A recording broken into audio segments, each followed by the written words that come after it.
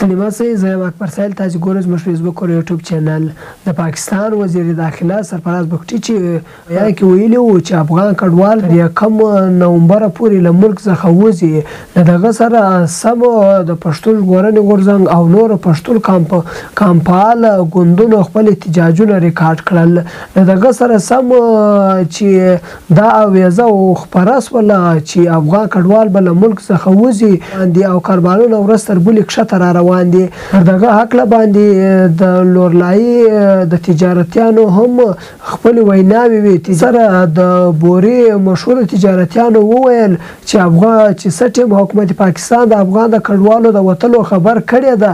له هغه وروسته کاروبارونه ورځ تر بلې کښته را روان دي. یوازې کاروبارونه نه بلکې پر موږ باندې کرایه هم پورته سوې دي او دا کرایه موږ له جیب څخه ادا کوو. کله چې انوارالحق کاکړ دغه پیغام جاری کړی دی چې افغان مهاجرین به وځي، مثال ټایم ورکړی و د 21 ډسمبر پورې، نو له هغه راځي زموږ په کاروبارو باندې ډېر سخت اثر ولیدلی ده او زموږ په پراپرټیانو باندې اثر ولیدلی ده. دا ټیم د موږ یو روزګار نشته، کومې کرایې چې دی هغه موږ له جیبو ورکوو. دا 2 میاشتې کېږي چې دا له جیبه ورکوو او ما له حکومت څخه له بالای حکامو څخه دا خواسته چې د مهاجرین دی نه باسل کېږي، نه دی باسي.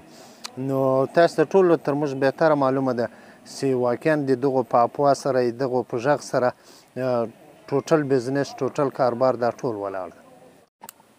زما نوم باجد خان ده، کباړي بازار کې مې دکان ده.